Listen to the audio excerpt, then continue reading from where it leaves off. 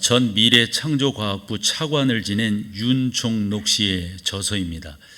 이 후츠파라고 하는 저 말은 시브리어인데 긍정적인 면도 있고 부정적인 면도 있습니다. 부정적이라고 그래가지고 다 그 부정적으로 이렇게만 생각할 수는 없습니다만은 뻔뻔함이라든가 당돌함, 무례함, 이제 상당히 좀 그런 성향의 사람들 있죠. 또 부모 입장에서도 자녀들을 그렇게 키우려고 하는 경향도 있고요. 긍정적으로 살펴본다면 담대함, 저돌성, 그 다음에 도전정신, 이런 뜻을 담고 있어서 아마 저 후츠파라고 하는 저 말을 잘 모르기 때문에 저자가 부제로 7가지 처방에 담긴 유대인의 창조정신이란 부제를 다른 것으로 보여집니다. 그러니까 이 후츠파라고 하는 말은 형식의 파괴, 질서의 권리, 그 다음에 상상력과 어떻게 나의 생각을 잘 섞어 나갈 수가 있는가. 그러나 그런 부분들을 주장할 때 위험이 있지만 그 위험을 감수하면 나간다. 이런 내용들이 담겨져 있는 의미입니다. 이스라엘 사람들이 어려서부터 이런 교육을 받는다는 거죠. 형식에 또 권위에 얽매이지 않고 마음껏 질문하고 도전하게 된다 하는 거예요. 그러다 보니까 이제 우리 유교가 기본이 된 우리 사회에서 보면은 좀 너무 당돌하고 또 너무 저렇게 자기만 주장하는 것 아닌가 이런 생각을 합니다마는 이 후츠파 정신으로 교육을 받은 이 이스라엘 사회에서 그렇기 때문에 세계적인 과학자들, 노벨상을 받게 되는 지도자들을 배출하지 않았나 하는 생각을 가져봅니다. 그런데 요즘 새벽 시간에 상고하는 창세기서의 요즘 주인공은 야곱이거든요. 그 야곱이야말로 후츠파 정신으로 무장한 사람이 아닌가 생각을 해봅니다. 태어날 때부터 형의 발 뒤꿈치를 잡고 나왔다 그랬는데 아마 그 문학적으로 표현을 하려니까 그렇지 나중에 그 아이의 자라나는 모습을 보니까 그 정도의 사람이었다 이렇게 말할 수 있는 거겠죠. 아니나 달라요. 쌍둥이 형인 에서의 장자권을 탐하게 되고 결국은 아버지로부터 축복을 받게 되는 야곱인 것을 우리가 보게 됩니다. 집에 있을 수 없어서 그가 도망을 하게 되는데 그 도망가는 그 장면도 또 도망가서도 그 라반 삼촌 집에 살면서도 얼마나 어려운 과정이었는가. 그러나 야곱이야말로 이 후츠파 정신으로 무장한 사람이면 틀림이 없어요. 결혼하기 위해서 14년을 애쓰고 수고하죠. 6년간 그가 자기의 나름대로 이제 가족들이 생기게 되니까 자기의 삶도 또 자기의 재산도 자기의 영역도 만들어 가야 되겠다 싶어가지고 꾀를 내어서 그 가운데 삼촌 라반의 집에서 거부가 되어서 나오게 되는데 성경의 표현을 보면 밧담 아람을 떠날 때 이 야곱의 그 재산 그리고 야곱의 가족들이 대단했다라고 하는 것을 알 수 있으면 적어도 야곱이 이스라엘 사람들의 정신세계인 이 후츠파 정신으로 잘 무장한 사람이 아닌가 생각을 해보는 거죠. 그러다 보니까 상대방에 대한 배려가 약해요. 사실 이것이 현대인의 모습이 아닐까요? 자기 성공을 위해서 자기 나름대로의 주장과 자기를 지키기 위해서는 상대방에 대한 배려가 모르겠어요. 제가 보기에는 한결 낮아진 그러한 시대 속에 우리가 살고 있다 해도 과언이 아닐 것입니다. 사람들은 힘 있는 것을 원하지만 정작 본인이 힘 가운데 들어가기를 원치 않습니다. 본인이 권위 있는 사람이 되기는 좋아해도 그 권위 가운데로 들어가려고 하지 않는 것이 일반적인 사람들의 모습이니까요. 본인이 어디에 가서 VIP의 대접을 받기는 원하면서 상대방을 VIP로 대접하려고 하는 그러한 정신은 약하니까요. 아마도 우리가 이 사회를 이렇게 볼 때 특별히 우리나라가 이제 선진국 대열에 들어섰다라고 하는데 각 분야에서 일어나고 있는 데모를 보면 과연 상대방에 대한 권위라든가 상대방에 대한 나름대로 존중이라든가 이런 정신이 있는가 그 점수 많이 줄 수 없을 것 같아요. 사실 오늘 다윗을 여러분들이 소개하는 이유는 거기에 있습니다. 다윗은 그와 같은 삶, 자기를 주장할 수 있고 자기의 권리를 또 자기의 자리를 주장할 수 있는 충분한 입장이 있었지만 특별히 상대방인 사울을 대하는 그 모습이 우리가 본받아야 될 거라고 생각을 하고요. 더 나아가서 다윗은 왜 그렇게 행동을 했는가? 저는 그것이 하나님의 선하신 인도함이셨다. 특별히 다윗은 영적으로 상당히 맑은 사람이었지 않습니까? 그런 면에서 하나님의 선한 인도함을 다윗은 받았지 않는가? 지금 우리의 삶이야말로 그런 삶의 형식을 또 그런 삶의 모습을 취하는 것이 무엇보다도 중요하다 싶어서 오늘 이 말씀을 나눠보게 됩니다. 사실 다윗이 하루 이틀 1, 2년 고생한 것이 아니라 10년, 20년을 다윗은 그가 바깥에 저 아둘람 굴이라든가 아니면 블레셋이라든가 더 나가서 사울이 죽은 후에 예루살렘의 왕으로 오기까지 얼마나 많은 시간이 걸렸는지 이루 말할 수 없어요. 근데 그 가운데 다윗의 그 기본 정신을 이렇게 들여다보면 겸손이라고 하는 걸 알게 되고요. 하나님께서 다윗을 성경 그 많은 장을 통해서 우리 가운데 소개하는 데는 그를 통하여 우리가 배울 것이 있지 않는가, 또 배우게 하시려고 하는 목적이 있지 않는가 싶어서 오늘 그와 같은 말씀들을 나눠보려고 그럽니다. 해서 여러분들이 알고 계시기도 하고 조금 이것이 먼저인가 후인가 이렇게 생각될 만한 그 다윗의 생애를 조금 정리해 보면, 사실 이스라엘은 첫 왕 사울이 있기까지 사사가 다스리는 시대였었어요. 마지막 사사를 여러분 누구로 기억하세요? 사무엘이라고 하는 거 여러분 아시죠?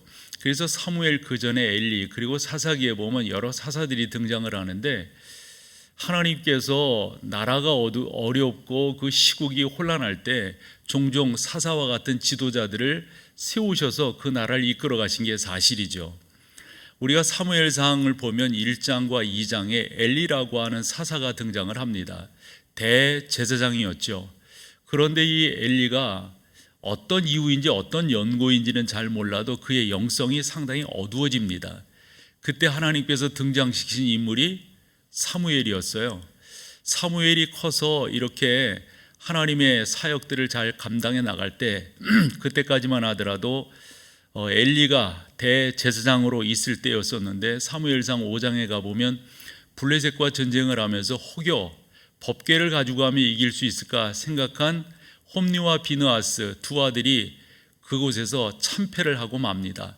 게다가 그곳에서 전사를 하게 된 그 소식을 들은 엘리 제사장이 앉아있던 의자에서 떨어지는데 아마도 그 기절을 했던 것 같아요. 그러면서 목이 부러져 죽었다 이렇게 되어져 있거든요. 그리고 나서 바톤을 이어받은 게 사무엘이에요. 사실 사무엘도 나라를 잘 다스려보고 싶은 마음이 얼마나 있었겠고요. 엘리 제사장 때 떨어졌던 그런 영적인 것들을 일으켜 세우기 위해서 그들을 귀한 광장으로 모이게 하고 그곳에서 큰 기도회를 열곤 하지 않습니까?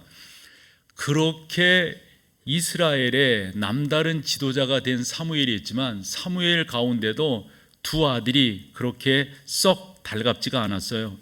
요엘과 아비야라고 하는 두 아들인데, 또 애비 입장에서 또 100번 이해가 되는 것은 이거 아들을 또 내치기도 뭐하고, 그래서 저 시골 구석 부엘세바라고 하는 곳에서 제사장 역할을 너희들 거기서 있어.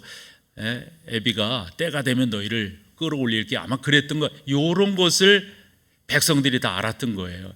지금은 저 시골 부엘세바에 있지만 언젠가 엘리가 두 아들 홈리와 비느하스를 그렇게 했듯이 아마 사무엘도 그럴 것이다 생각한 이 백성들이 사무엘상 8장에 가보면 우리도 왕을 주세요 이렇게 나오게 되는 거예요. 우리도 다른 나라들처럼 왕이 사실 진짜 왕이 없어서 왕을 달라고 하는 것이 아니라 사무엘도 그렇고 그 앞선 엘리도 믿지 못했기 때문에, 그리고 그 아들이 다스릴 것을 생각하니까 사람들이 캄캄했던 거예요. 그래서 하나님께 사무엘이 구하게 되죠. 하나님이 허락을 하세요. 그러며 사무엘이 누가 적당한가 찾다가 자기 눈에 딱 들어온 사람이 누구냐면 사울이었습니다. 흔한 말로 보기 좋습니다. 키도 크고 잘생겼고 뭐 여러 가지로 썩 좋은 거예요. 그래서 사무엘이 내가 이런 뜻을 갖고 사람을 찾고 있는데 아마 당신이 하나님께서 찾으시는 사람 같다고 이랬더니 사울이 나는 아니라고, 난 부족한 사람이라, 우리 집안도 그렇고 뭐 어쩌고 뭐 이런 거 있잖아요. 그러면서 뺍니다. 그때 하나님께서 강력하게 역사하셔서 사울을 왕으로 세우시는데, 그렇게 세움을 받은 이 사울이 처음에는 잘 갔어요. 우리말에 용두삼이란 말이 있듯이, 아니 처음 시작한 것이 그 끝까지 가면 얼마나 좋겠어요. 우리 어려서부터 배웠던 말 중에 유종의 미를 거두자, 이런 말 우리 배우곤 했잖아요. 그런 말 많이 했잖아요. 참 이게 중요한 거예요.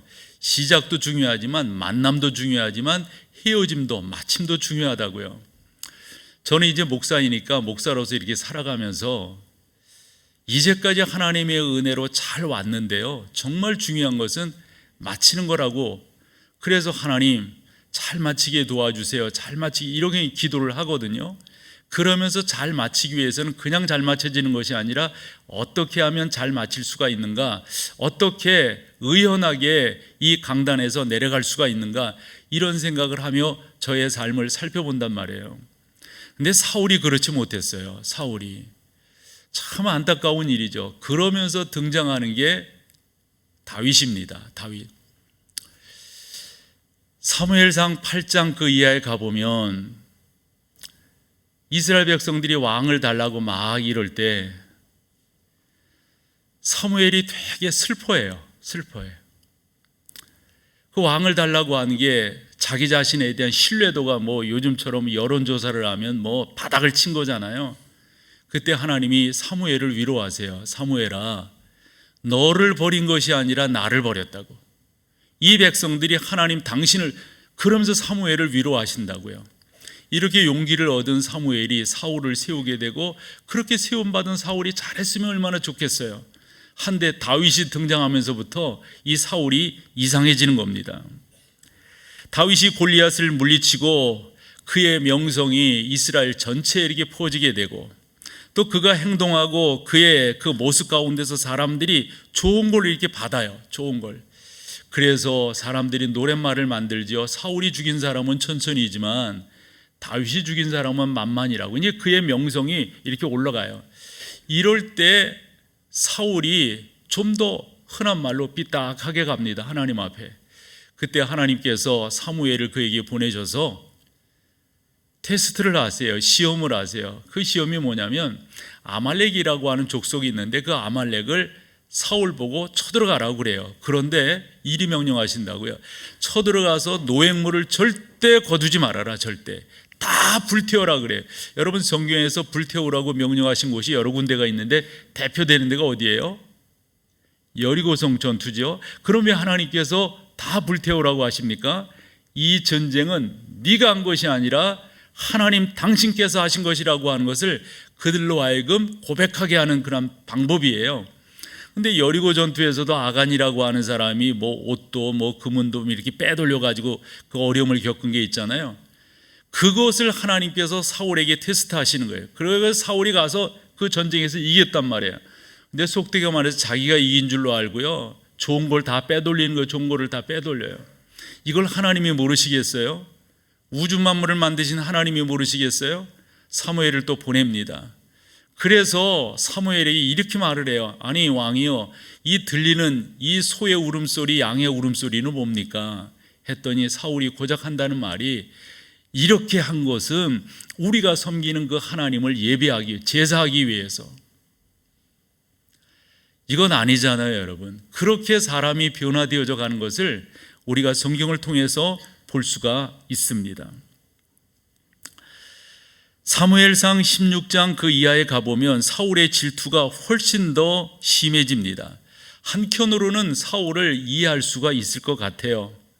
그런데 더 이상 이해할 수 없는 게 18장에 가서 이해할 수가 없어요. 예를 들어서 다윗을 그냥 냅뒀다가는 안 되겠다 싶어서 우리 정치하는 그런 면에도 보면 적을 가까이 둬라, 반대하는 뭐 그런 나름대로의 그 정치 수로들이 있잖아요. 그래가지고 이 사울이 다윗을 자기 가까이에 두는 거예요. 게다가 다윗이 하프를 잘 연주하는 음악가였다고요. 그래서 요즘 우리가 대학이라든가 뭐 특수대학원 같은 데서 보면은 음악 치료사, 그래서 그런 과정들이 개설된 것을 보게 되는데, 이 음악이라고 하는 게 사람을 치료한단 말이죠. 다윗이 하프를 탈 때 아마도 사울의 그 정신세계가 크게 안정감을 얻었던 것 같아요. 그런데 어떤 일이 벌어지게 되냐면 사무엘상 18장 10절인데요. 악령이 사울에게 힘있게 내림에 그랬어요. 그러니까 흔히 쟤 뭐가 뒤집어 씌었나 봐. 뭐 우리 그런 식으로 시골 말로 그러잖아요. 쟤 뭐 씌었어. 악령이 사울을 뒤집었으니까요. 자기 앞에서 자기를 위해서 하프를 연주한 그 다윗을 향해서 어찌했다는 거예요? 단검을 던진 거예요. 단검을. 그렇게 한 게 한 번도 아니에요. 그 다음으로 또 그렇게 하는 것을 보게 됩니다. 너무 아픕니다. 너무 아파요. 권력이라고 하는 게 뭔지 결국은 이런 것들이 다 욕심이라고 볼 수가 있지 않겠어요? 세상 말로도 권력은 부자지간도 나누지 않는다고 그랬는데, 저 알도 못하는 저 다윗이라고 하는 저 친구가 갑자기 나타나 가지고 사람들에게 여론을 등에 업고 이렇게 하니까 사울 입장에서는 죽겠겠는 거예요. 이거 어떻게 하면 해결할 수가 있을까? 더더욱 가슴 아픈 것은 사무엘상 18장 12절인데요. 성경의 표현이 우리로 하여금 사울을 저렇게 했구나, 다윗을 그랬겠구나 이해하게 되는 게, 여호와께서 사울을 떠나 어찌하셨다고요? 다윗과 함께 계심으로 사울이 그를 뭐 했다? 여러분, 우리 그런 거 있잖아요. 그 사람과 상관이 없어요. 그럼에도 보면 어떤 사람을 보면 우리 말로도 보면 이게 일반적인 말이지만 기가 눌린다 이런 말 하죠. 어떤 사람이 가지고 있는 그 기운에 눌림을 받아요. 아니 여러분, 사울은 왕이잖아요. 다윗은요, 어떤 명칭도 없어요. 지위도 없고 말이에요. 그런데 이 다윗을 바라보는 사울이 어찌했다고요? 두려워한지라 그랬어요. 이 두려워했다라고 하는 야레라고 하는 이 단어는 감정적으로 정서적으로 그냥 다윗만 보면 위축되는 거예요. 다윗만 보면. 근데 그 다윗만 보면 위축되는 그 근거가 뭐냐면 다윗이 용감하고 뭐 잘나고 이래서가 아닌 거예요. 뭐죠 여러분? 하나님께서 다윗과 함께 하시고 하나님께서 사울에게서 떠나셨기 때문에 이런 결과가 벌어지는 겁니다. 얼마나 힘들었는지 몰라요. 다윗이 나름대로 명성을 이어가는 게 그 다음 30절에 가보면, 아니 사울만 그런 게 아니라 적군인 블레셋 사람들도 그렇게 생각해요. 블레셋 사람들의 방백들이 싸우러 나오면 그들이 나올 때마다 다윗이 사울의 모든 게, 사울의 어떤 장군들이 있을 거 아니에요. 이런 장군들이 나오면 아무 상관이 없어. 흔한 말로 용기백배한데 다윗이 떴다 그러면 기가 죽는 거예요. 누구도, 이 블레셋 사람들도.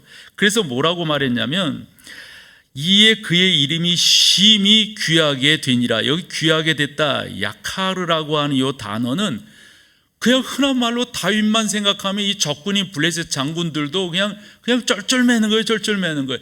괜히 힘이 빠져, 괜히 용기가 없어. 예전처럼 그렇게 힘을 내던 그런 장수들, 장군들, 군인들이 아니었단 말이죠. 항상 하나님께서 함께 하시니까 사울이 두려워합니다. 하나님이 함께 하시니까 블레셋 사람들, 블레셋 장군들도 위축감을 느끼게 됩니다. 이렇게 되다 보니까 사무엘상 19장으로 가보면 이 사울이 여러 궁리 얼마나 많은 궁리를 했겠어요. 어떻게 하면 다윗을 저 명성을 내리고 어떻게 다윗을 좀 처리할 수 있을까? 그러면서 누구에게 물어보냐면 자기 아들 요나단에게 물어봅니다. 요나단, 너 내 아들이지? 뭐 이제 각색을 하면 그런 거죠. 예, 아버지. 내가 네 친구 다윗 때문에 지금 죽을 지경이다. 방법이 없냐, 방법? 너 혹시 다윗의 단점 아는 거 없어? 다윗의 잘못한 거 아는 거 없어? 이렇게 물어보기까지 합니다. 그러면서 그 19장 8절에서 그 10절까지를 보면 한 번도 자기 앞에서 충성스러운 사람이죠. 다윗이야말로 자기를 죽이고 싶어하는 그런 사울 앞에서 연주를 하고 있으니까요. 이게 음악이라고 하는 게 그냥 그 발발 떨면서 뭐가 되겠어요. 그런데 그 가운데서 연주하는 그 연주가 사울의 마음을, 안정감을 주는데, 아까 말했잖아요. 악령이 그에게 씌우니까 이 19장에서도요 어떻게 하냐면 또 단창을 들어서 다윗을 죽이려고, 그래서 다윗이 도망가기 시작하는 거예요. 그 도망가는 다윗을 친구 요나단이 보면서 그런 식의 이야기를 합니다. 아까 우리가 성경을 읽었잖아요. 요나단이 자기의 겉옷도 벗어주고 자기의 갑옷도 주고 자기의 방패도 자기의 창도 자기의 칼도 다 주면서 위로합니다. 20장에 가보면 요나단과 다윗 그 관계를 요즘 우리말로 보면 중마고우라는 말도 있고요, 관포지교라는 말도 있어요. 시골 말로 소꿉친구라는 말도 있고요. 다윗과 요나단 사이가 그런 사이예요. 그러면서 이 요나단이 다윗을 위로하고 격려하고 쫙 해줍니다. 이렇게 되니까 아버지 사울이 요나단을 예전처럼 안 보는 거예요. 그 아들한테 이렇게 말하기가 곤란해요. 뭐라고 말하냐면 사무엘상 20장 30절에 사울이 요나단에게 화를 내며 그에게 이르되 뭐라고요? 패역 무도한 계집의 소생, 네가 이새의 아들을 택한 것이 네 수치와 네 어미의 벌거벗은 수치됨을 내가 어찌 알지? 여러분, 이게 애비가 자식한테 하는 말이에요. 여기 계집의 소생이라고 하는 이 여인은 아히노암이라고 하는 여인이에요. 이렇게 말할 수는 없어요. 이렇게 말할 수는. 그랬을 때 다윗이 더 이상 예루살렘에 있을 수가 없어서 도망가는 거예요. 이번에 우리 강사 목사님 오셔서 이 요나에 대해서 쭉 이야기하는데 사실 진짜 도망자는 어찌 보면 다윗이라고 볼 수가 있어요. 다윗이야말로 사울을 피해서, 사울이 쫓아오니까 그냥 피해서 이곳저곳으로 움직여가는데, 옮겨가는데, 피해가는데, 은신해 있는데, 이런 다윗을 보면 얼마나 이 다윗도 힘들었을까. 아니, 사람이 한 달, 두 달 모르겠어요. 이 정도 참을 수 있을까요? 저희 같으면 군대에 갔다 왔으니까 군대 같은 데 보면 그 정도 참을 수 있을까요? 그게 아니에요. 그게 다윗이 한 곳에 숨어 있을 때 아마 사울의 악정에 견디지 못한 사람들이 다윗에게로 몰려들었는데 한 600명 정도 몰려들었던 것 같아요. 그곳을 우리가 엔게디 사막, 엔게디 광야, 그것은 굴이 많은 곳인데 사진 2장을 보여드릴게요. 검푸른 것은 이제 사해바다고요. 그쪽으로 있는 거예요. 우리가 이제 저쪽에 가면은 여러 유적지들을 보게 되는데 사해바다 그러면은 이제 동굴들을 보게 돼요. 그 동굴들은 자연 동굴인데 아마도 다윗이 그 동굴에 피해 있었던 것으로 보여집니다. 저런 동굴들, 이제 그런 것들이 있었던 거죠. 그런 곳에 있을 때 사무엘상 24장에 가보면 어찌 보면 그냥 세상 말로 말하면 하늘이 내린 기회를 다윗이 맞게 됩니다. 동굴에 숨어 있었는데 사울왕이 한 3,000명 정도 되는 군대를 이끌고 이 다윗을 잡으려고 쫓아온 거예요. 저는 이런 생각이 들더라고요. 포수가 있잖아요. 사냥감이 있잖아요. 포수가 사냥감을 어떻게 쫓아갑니까? 어떻게 몰아갑니까? 어떻게 처리를 합니까? 지금 다윗이 그런 입장인 거예요. 그런 입장. 그런데 그 다윗을 잡으러 왔던 이 사울이 갑자기 급했었나 봐요. 용변이 보고 싶어서 한 굴로 들어가서 이렇게 용변을 보는데 마침 그 굴 저 깊숙한 곳에 누가 있는 거예요? 다윗이 있는 거예요. 사무엘상 24장 8절 이하에 그 내용이 쭉 기록이 되어 있습니다. 그럴 때 옆에 있던 다윗의 장군들, 다윗의 참모들이 지금 절호의 기회입니다. 지금 죽입시다. 그때 다윗이 이렇게 말합니다. 나는 그럴 수 없다고. 다윗이 사울에게 이르되 보소서, 다윗이 왕을 해하려 한다고 하여 사람들의 말을 왕은 어찌하여 들으시나이까. 그러면서 자기는 그렇게 하지 않았다는 거예요. 그러면서 여러분 아시다시피 옷자락을 베는 것 아니에요?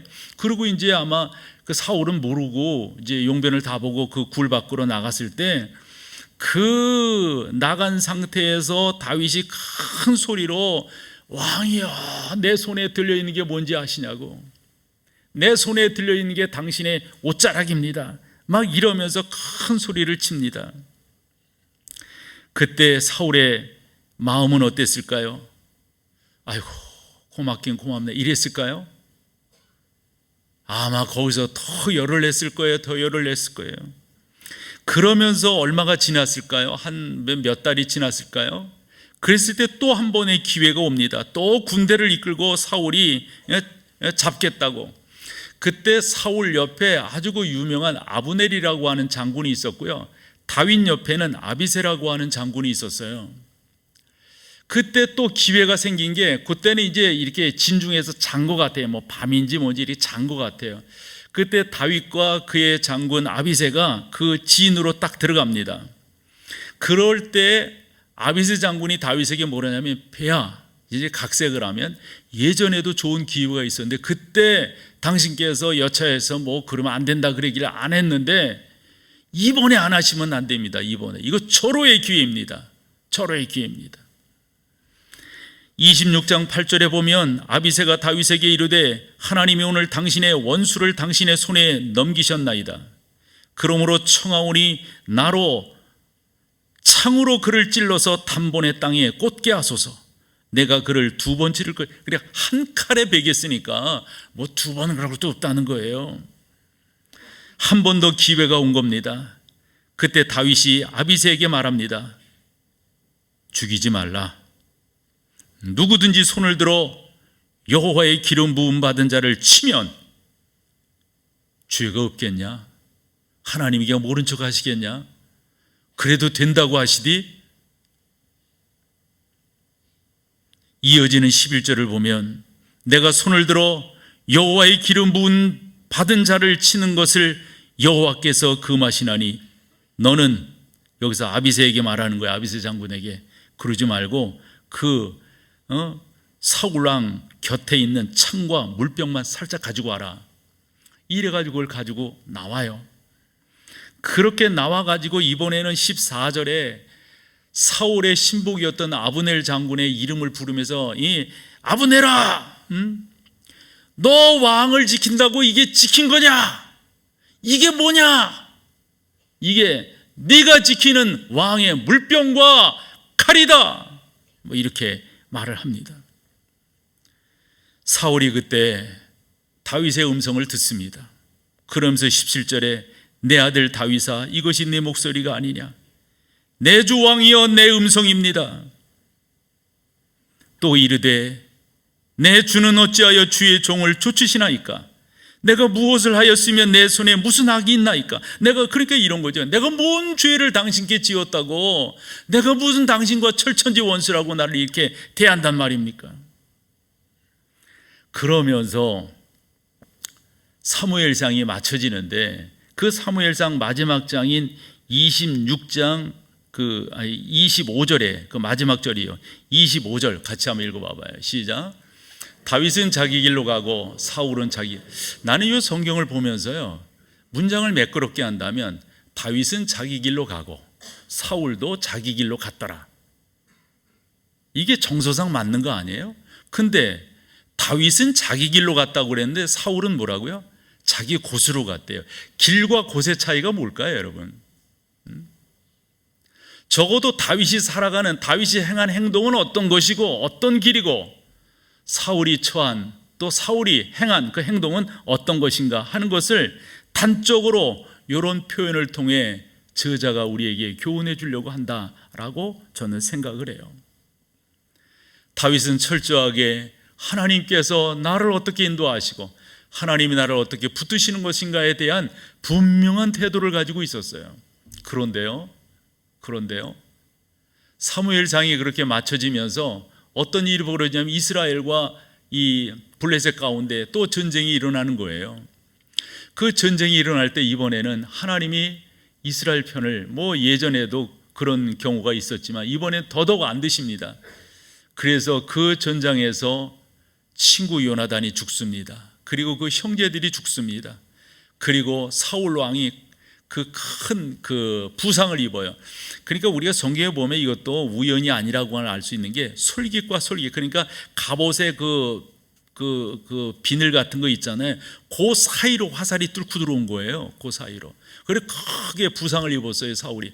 자기가 살 수 없을 것 같아. 이래 가지고는 안 될 것 같아. 희망이 없어요. 그래서 자기 옆에 부하가 있길래 창을 들고 있어서 부하에게 명령을 합니다.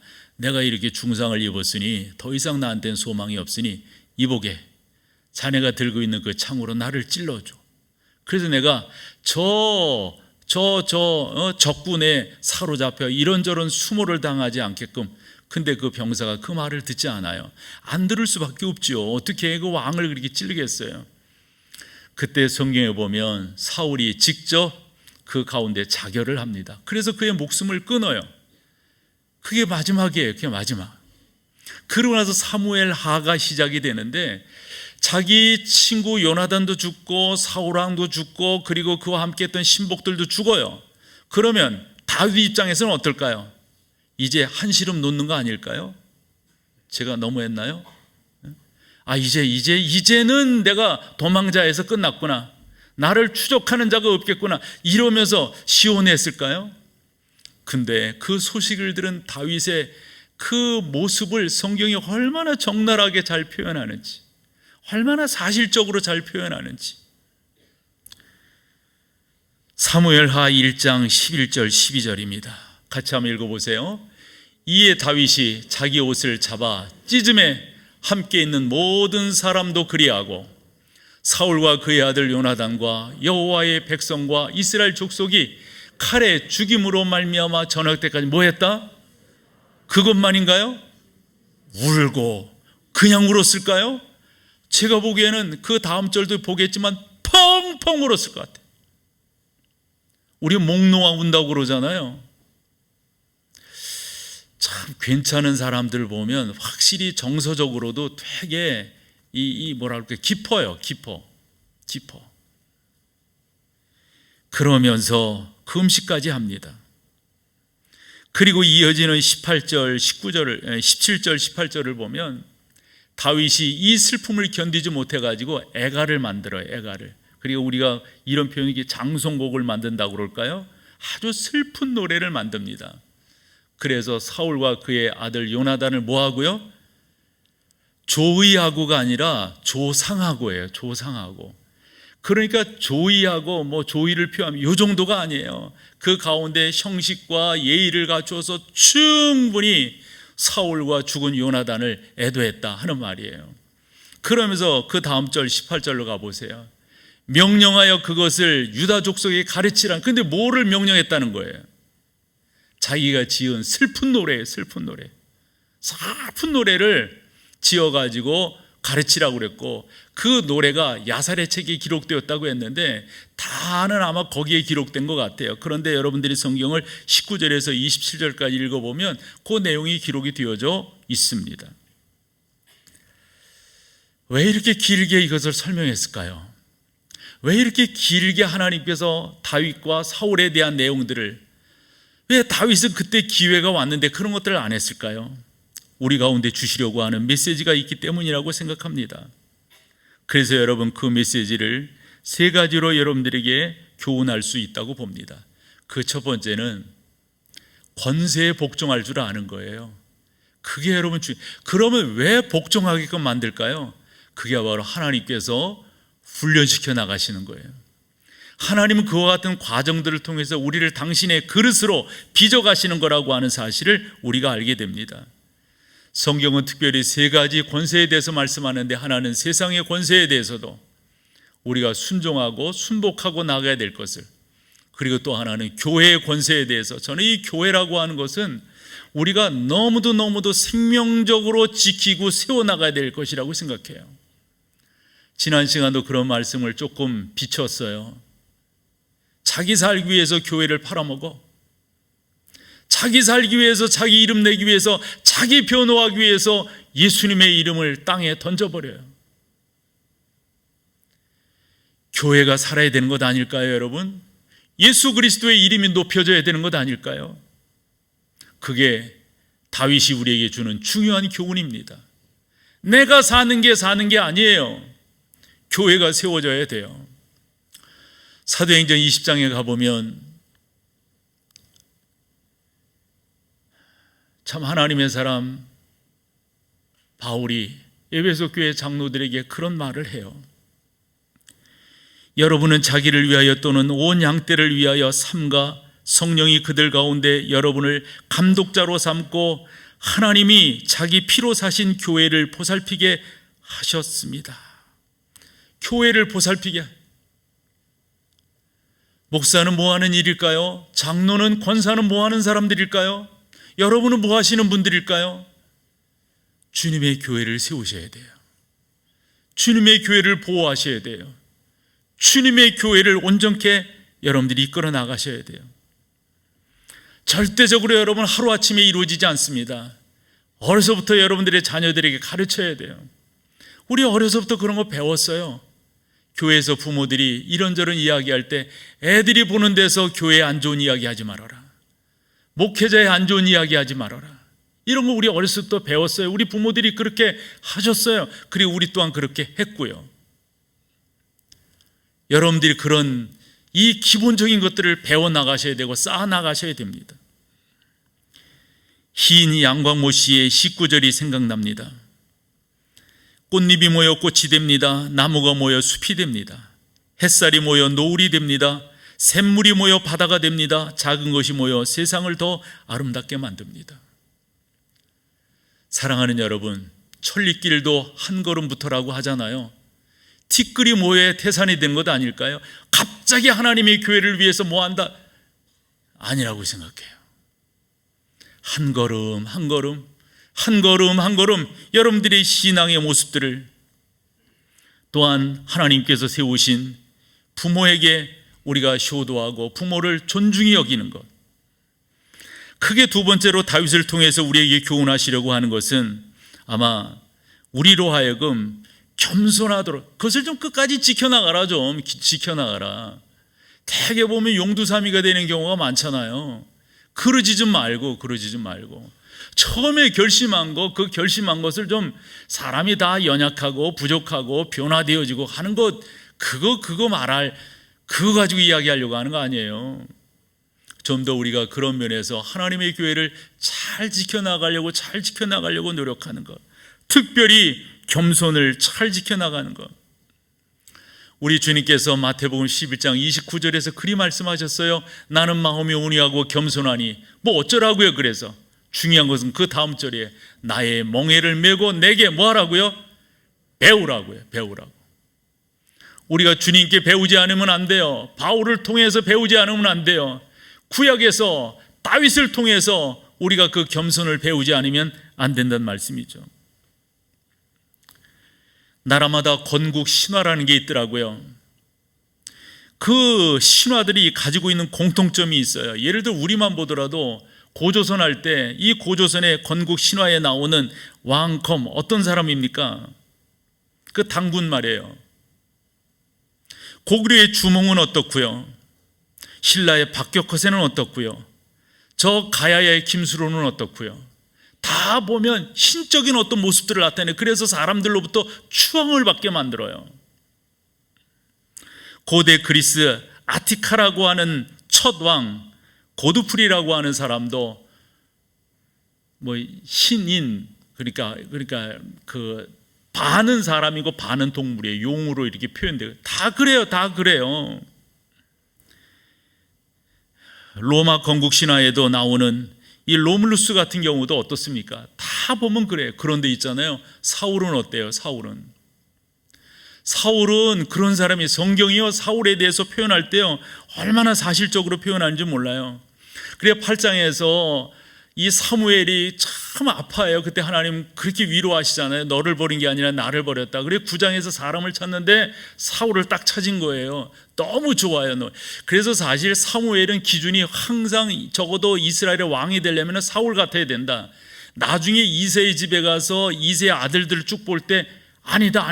하나님도 사인 안 하셨지만, 근데 하나님이 사인 안 하신 그것이 마치 자기 마음에 봤을 때 마음에 안 드는 걸 생각해. 그때 하나님 뭐라고 말씀하세요?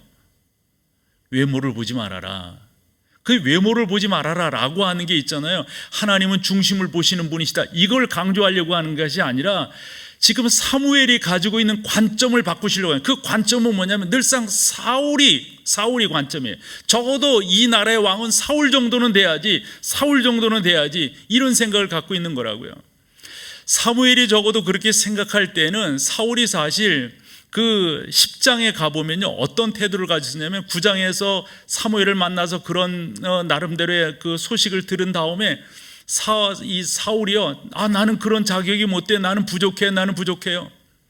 여러분, 어느 나라의 그 건국 신화를 이렇게 기록한단 말이에요. 말 그대로 그쪽은 다 신화지만 그때 사울이 하나님의 기름 부음 받는 것이 너무도 두려워가지고 어떤 태도를 취했는가? 사무엘상 10장 22절입니다. 같이 한번 읽어보세요. 시작. 그러므로 그들이 또 여호와께 묻되 그 사람이 여기 왔나이까? 하나님께 이제 잘 못 찾으니까 자기들이 하나님께 여쭙는 거예요. 그럴 때 하나님 뭐라고 말씀하세요? 대답하시되 그가 뭐예요? 진보다리들 사이에 근데 사실 진보다리라고 하는 게 어감상 잘 와 닿지가 않아요. 먼저 성경이 저 더 낫다고 봐요. 그건 뭐라고 되냐? 거기는 짐짝 사이에 숨었다. 짐들이 있으면 그 짐짝이잖아요. 그 사이에 사울이 숨어 있는 거예요. 그때 하나님이 그를 들어 기름을 부어 쓰시게 하셨어요. 그런데 나중에 어떻게 되었나요? 교만하기 그지없이 되어져 버리는 거예요. 하나님은 겸손한 자를 가까이 하시고 교만한 자를 어찌하신다 하셨어요? 물리치신다 하셨어요. 절대적으로 왜 그런가 이렇게 보면 하나님은 겸손하신 분이기 때문에 그래요. 아까 외웠잖아요. 나는 마음이 온유하고 겸손하니. 여러분, 우리 주님은 바로 그런 분이에요. 루터가 이런 말을 했어요. 겸손이란 하나님을 하나님 되게 하는 것이라고. 우리가 그런 자세로 나가는 게 무엇보다도 중요합니다. 한 가지 더 말씀드리면 하나님의 때를 기다리며 인내를 우리가 다윗을 통해서 배울 수 있어야 되겠습니다. 다윗의 장군들은 기회만 달라고 명령만 내려달라고 그런 경우가 많았어요. 사울 때도 그랬지만 압살롬의 반란 때도 명령만 내려달라고. 그래서 그 명령을 안 내리고 도망갈 때 시므이라고 하는 이가 또 다윗을 향해서 이런저런 험담을 할 때 명령만 내려달라고. 그러나 다윗은 그렇게 하지 않았어요. 왜 그럴까요? 뭘까요, 여러분? 하나님의 인도하심을 받는 거예요. 시므이가 그럴 때도 다윗이 한 말을 여러분 기억되세요? 기억하고 계세요? 냅둬라, 놔둬라. 저를 통하여 하나님이 나에게 하실 말씀이 있지 않겠니? 놔둬라. 토조의 말이 생각납니다. 하나님의 정의의 수레는 천천히 움직인다. 그러나 그 정의는 대단히 의롭다. 여러분, 갑자기 하나님의 사람 되는 거 아닙니다. 갑자기 인내의 사람, 갑자기 겸손의 사람 되는 것 아닙니다. 하나님께서 여러분들을 만들어 가실 것이고요. 하나님께서 함께 하시는 것을 여러분들이 인정하며 나가셔야 돼요. 예화 하나 들고 마칠게요. 영화 배너를 아실 거예요. 그 배너의 주인공인 찰턴 헤스톤을 여러분들이 아실 거예요. 아마 가장 극적인 장면은 지금 사진에서 보시는 것처럼 마차 경주 아닐까요? 그 마차 경주, 지금은 CG 처리가 많지만 그 당시에는 그런 게 없었잖아요. 그래서 실제적으로 하고 실제적으로 찍는 건데, 이 찰턴 헤스톤이 얼마나 그 마차 타는, 그 전차 타는 그 연습을 했을까요? 그게 잘 안 되는 거예요. 그래도 연습해서 어느 정도 됐는데, 그때 찰턴 헤스톤이 감독에게 이런 말을 했다는 거죠. 감독님, 내가 연습은 했는데 아직까지 내가 이 전차 경주에서 이길 만큼 그렇게 실력이 안 돼요. 그때 감독이 그런 말을 했다는 거죠. 그저 경주에만 참여하십시오. 그러면 내가 승리하도록 만들어줄게. 영화가 그렇게 되게 돼 있으니까, 각본이 그렇게 되게 돼 있으니까 걱정 마시라고, 내가 승리하도록 만들어주겠다. 당연히 그렇게 찍는 거죠. 뭐 카메라 각이라든가 다. 그래서요. 이 말을 왜 인용할까요, 여러분? 나는 그렇지 못한데, 나는 부족한데. 맞아요, 여러분. 진솔하게 하나님 앞에 내어놓으시면서 여러분들이 그 가운데로 나아가시면 우리 전능하신 하나님께서 걱정 말아라, 내가 너를 승리하게 해주마, 내가 너를 지키마, 내가 너와 함께하마 말씀하실 그 하나님을 찬양합니다. 너희 속에 착한 일을 시작하신 이가 그리스도 예수의 날까지 이루실 줄을 우리가 확신하노라. 그런 은혜가 여러분 가운데 넘치기를 축원합니다.